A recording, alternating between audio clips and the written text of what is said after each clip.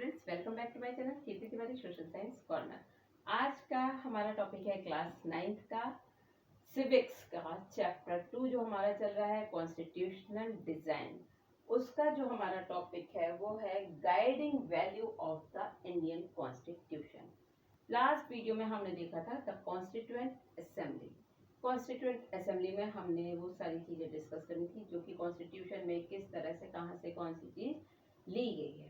अब जो हमारा टॉपिक है वो है guiding value of the Indian constitution.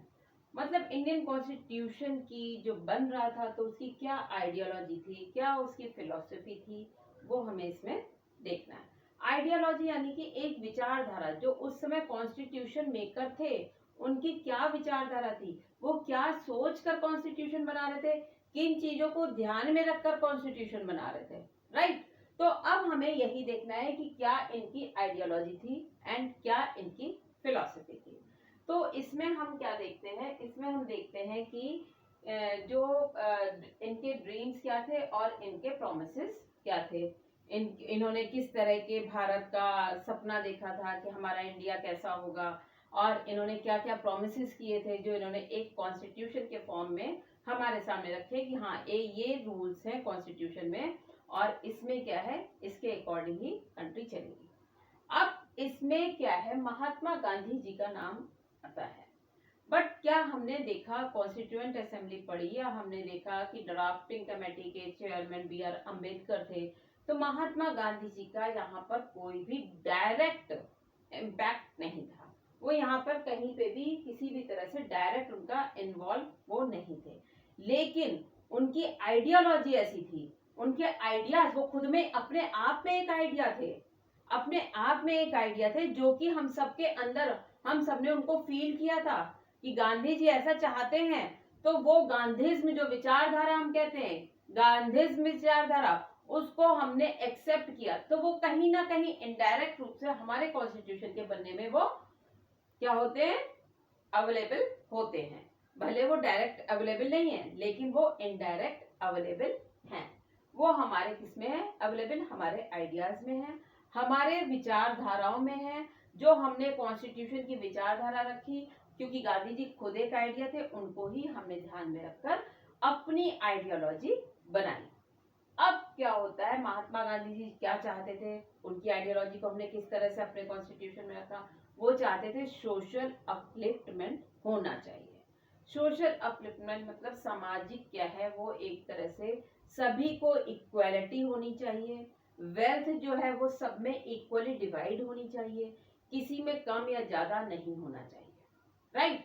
तो अब क्या था, महात्मा गांधी जी चाहते थे कि जब सोशल अपलिफ्टमेंट जब होगा तभी कंट्री जो है वो डेवलप करेगा, तभी उस कंट्री में क्या होगा कि जो कॉन्स्टिट्यूशन बन रहा है उसकी सार्थकता वहां पर सिद्ध होगी, राइट। ये तो हमने समझ लिया कि चलो ये गांधी जी की फिलॉसफी थी कि महात्मा गांधी जी क्या चाहते थे, सोशल अपलिफ्टमेंट चाहते थे, राइट। वो ये चाहते थे। B.R. अम्बेडकर, जो डॉक्टर B.R. अम्बेडकर है, जिनको हम फादर ऑफ द कॉन्स्टिट्यूशन भी बोलते हैं, वो क्या चाहते थे, वो भी यही चाहते थे। वो भी चाहते थे कि सोसाइटी में इक्वालिटी बनी रहे, ठीक है। वो भी यही चाहते थे, वो भी चाहते थे कि अपलिफ्टमेंट होना चाहिए। लेकिन इन दोनों के विचारों में बहुत अंतर था। मतलब अंतर ये कि ये भी यही चीज चाह रहे हैं और ये भी यही चीज चाह रहे हैं, लेकिन क्या है, उसको एक तरह से इम्प्लीमेंट करने का तरीका अलग था या उनके सोचने का तरीका अलग था। उस आइडियोलॉजी को किस तरह से यहाँ पर रखना है वो चीजें अलग थी।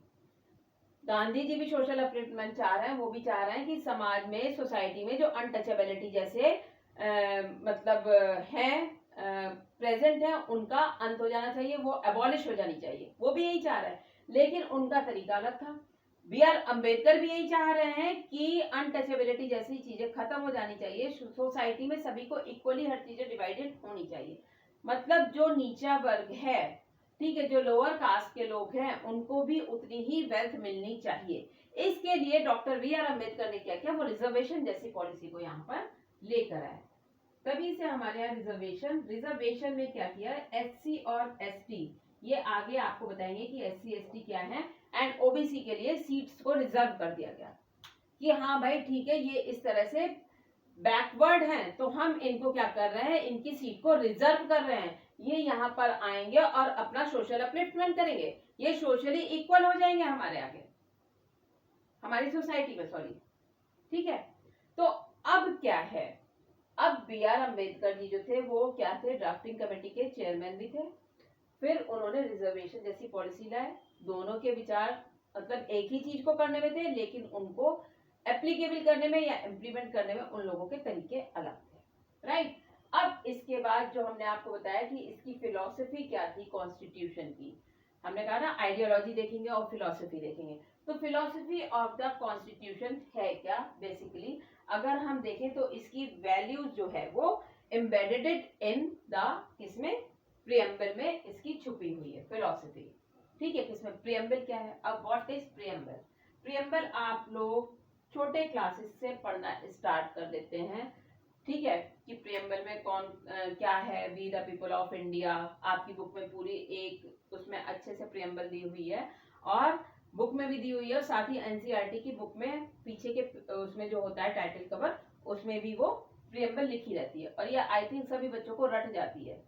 वो तो चलो रट गई आपने प्रियम्बल, लेकिन इस प्रियम्बल में जो वर्ड बताए गए हैं उन वर्ड्स का ही तो हमारे पूरे इंडिया में इम्पैक्ट है, उन्हीं को ध्यान में रखकर ही तो ये कॉन्स्टिट्यूशन बना है, उन्हीं वर्ड्स को, वो मेन वर्ड्स कौन से हैं, ठीक है। तो पहले तो प्रियम्बल का मतलब बता देते हैं, introductory statement of basic value of constitution, it contain the philosophy on which the entire constitution based, मतलब इसी के ऊपर पूरा कॉन्स्टिट्यूशन जो होता है वो क्या होता है, इसी पर बेस्ड है। ये एक तरह का इंट्रोडक्टरी स्टेटमेंट, ठीक है, कि किस तरह से यहाँ पर कॉन्स्टिट्यूशन, मतलब अगर आपने प्रियम्बल पढ़ी है पूरी, ठीक है, आपने बोल दिया तो उसी प्रियम्बल से ही हमारा इंडिया सामने आ जाता है लोगों के, कि यहाँ पे इंडिया में किस तरह की गवर्नमेंट है, किस तरह का यहाँ पे रूल चल रहा है, ये सब चीजें आ जाती है, राइट। अब हम देखते हैं प्रियम्बल। प्रियम्बल आपको पूरी बताने की जरूरत नहीं है, बुक में है, वो आप पढ़ लीजिएगा। इसके जो मेन हमें पॉइंट्स डिस्कस करने हैं, जो मेन वर्ड्स डिस्कस करने हैं, वो हम आपके सामने करते हैं। जैसे we the people of India, we the people of India, इसमें समझ में ही आ रहा है कि हम किसकी बात कर रहे हैं, हम लोगों की बात कर रहे हैं, ठीक है। कॉन्स्टिट्यूशन किनसे बना है, कॉन्स्टिट्यूशन जो बना है वो लोगों से ही तो बना है, लोगों ने ही बनाया है कॉन्स्टिट्यूशन।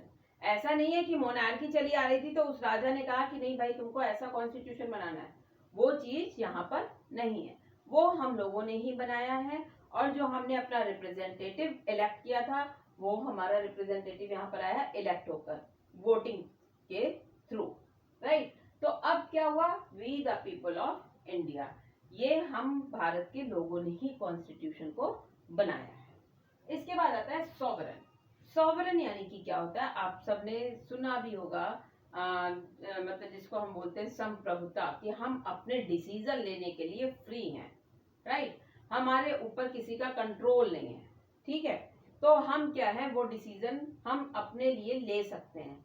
ऐसा नहीं है कि कोई और हमारे डिसीजन को बताएगा आके कि नहीं भाई आपको ये काम नहीं करना, आप ऐसा करो। ये मान लीजिए आपको कार खरीदनी है, ठीक है, अब कार खरीदनी है तो आपका मन है कि आप मतलब आपका इच्छा है कि आप अपनी पसंद की कार लीजिए, चाहे किया कि अभी सोनेट लॉन्च हुई है चाहे वो लीजिए, चाहे आप एल्ट्रोज या ऑरा लीजिए, कोई भी लीजिए, लेकिन आपके पड़ोसी आपको ये बताने नहीं आएंगे कि नहीं भाई तुमको ये कार लेनी है। तो वो डिसीजन लेने के लिए हम क्या है, हम फ्री हैं, अपने अकॉर्डिंग हम डिसीजन लेते हैं।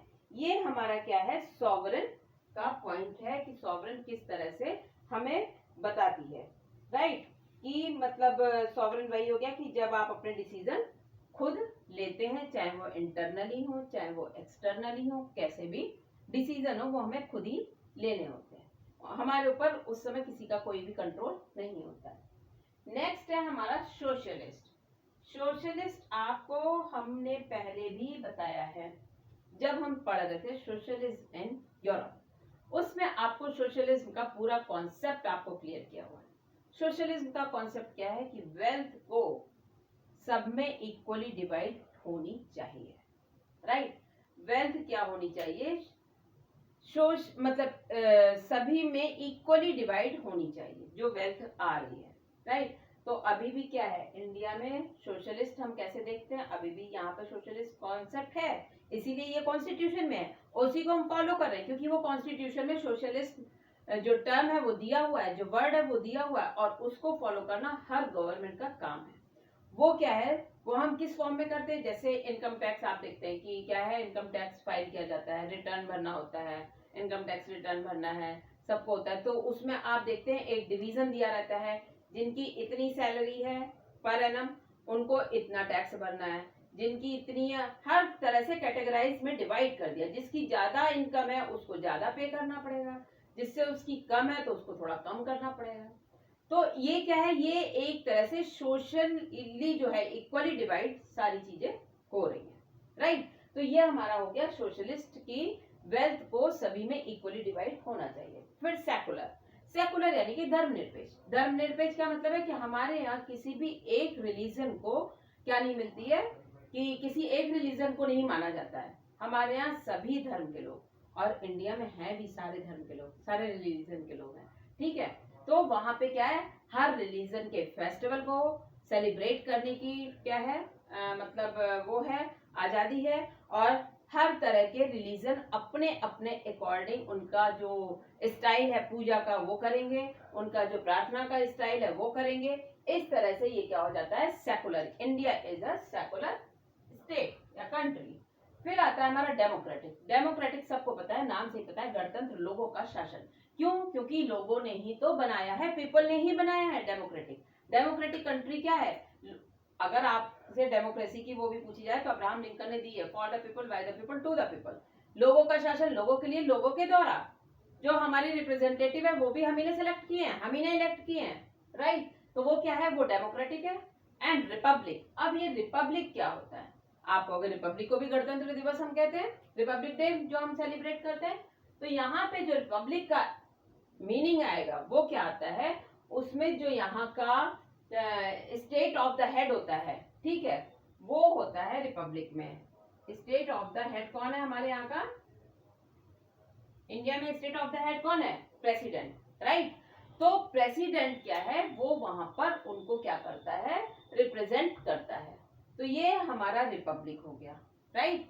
अब हम देखते हैं जस्टिस। जस्टिस में भी कहा गया है कि जस्टिस जो है वो सबको इक्वली मिलना चाहिए, और शायद होता भी है हमारे यहाँ, ठीक है। ना तो जस्टिस क्या है, रिलीजन देखेगा, ना कोई कास्ट देखेगा, ना वो ये देखेगा कि ये किस रिलीजन का है, किस कास्ट का है, या किस कम्युनिटी का है, ठीक है। अगर उसने कोई क्राइम किया है तो उसको उतना ही पनिश मिलेगा। यहाँ पे मतलब क्या है, हर कोई इक्वल है, राइट। हर कोई यहाँ पे इक्वल है। ऐसा नहीं है कि जो बड़ा आदमी है या जो रिच पर्सन है या जो पुअर पर्सन है उनके बीच में कोई डिस्क्रिमिनेशन होगा, कि अगर किसी बड़े आदमी ने कोई अपराध किया है तो वो बच जाएगा, और छोटे ने किया है तो उसको पनिशमेंट मिलेगा, ऐसा यहाँ पर नहीं है। आप देखते भी होंगे कितने केसेस हैं, अभी जैसे कि सुशांत सिंह राजपूत वाला केस जो चल रहा है, उसमें क्या है, रिया चक्रवर्ती जो है वो पूरी तरह से अब ट्रैप हो चुकी है।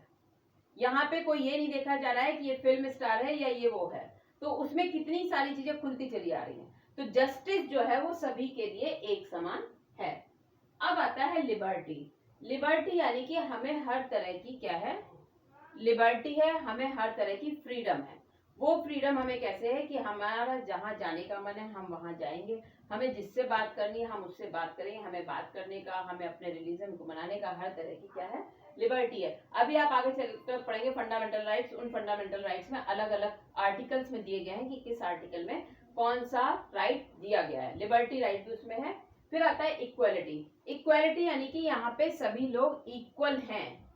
इक्वालिटी में मतलब सभी लोग क्या है, इक्वल हैं, चाहे वो कोई भी कास्ट हो, चाहे वो रिलीजन हो, चाहे वो किसी भी कम्युनिटी के हो, किसी भी कास्ट को बिलोंग करते हो, किसी भी स्टेट को बिलोंग करते हो, वो सब क्या है, वो सब किस में आ जाते हैं, वो सब आ जाते हैं हमारे इक्वालिटी में, ठीक है। कि मतलब हर इंसान जो है, हर ह्यूमन बीइंग जो है वो इक्वल है, और उसे आजादी होनी चाहिए। किस बात की आजादी होनी चाहिए, कि मतलब एक तरह से देखा जाए यहाँ पे अपॉर्चुनिटीज जो आती हैं उनको गेन करने की यहाँ पे हर कोई इक्वल है। अपॉर्चुनिटीज जो है वो सभी के लिए इक्वल है। फिर आता है हमारा फ्रेटर्निटी, मतलब ब्रदरहुड। ठीक है, यहाँ पे इंडिया में इतने सारे रिलीजन के लोग हैं, डिफरेंट डिफरेंट कास्ट के लोग हैं, तो यहाँ पे क्या है, सबको क्या करना चाहिए, आपसी मेल से रहना चाहिए, भाईचारे के साथ रहना चाहिए।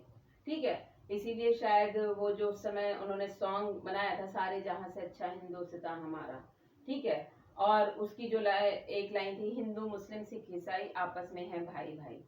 तो ये क्या है, ये सारी चीजें जो हैं ये हमें बताती हैं हमारे फ्रेटर्निटी को, कि कॉन्स्टिट्यूशन में फ्रेटर्निटी भी अवेलेबल है। तो इसके जो प्रियम्बल के 10 जो मेन वर्ड्स हैं, क्योंकि ये हो सकता है आपसे अलग अलग करके भी पूछ सकते हैं 3 मार्क्स के क्वेश्चन में, कि sovereign, what do you mean by sovereign, ठीक है, या what do you mean by socialist. तो ये आपको प्रियम्बल के अकॉर्डिंग ही बताने होंगे, राइट। तो यहाँ पे ये हमारा कॉन्स्टिट्यूशन का प्रियम्बल वाला पार्ट, या इसकी फिलोसफी या इसका आइडियोलॉजी यहाँ पर कंप्लीट होती है। अब हमारा जो बचेगा वो बचेगा क्या, इंस्टीट्यूशनल डिजाइन बचेगा, राइट। वो हम अपने नेक्स्ट वीडियो में करेंगे, और उसके बाद यहाँ पे हमारा चैप्टर खत्म हो जाएगा। अगर आपको हमारा वीडियो पसंद आया है तो प्लीज उसको लाइक, शेयर एंड सब्सक्राइब करना मत भूलिएगा। Thank you.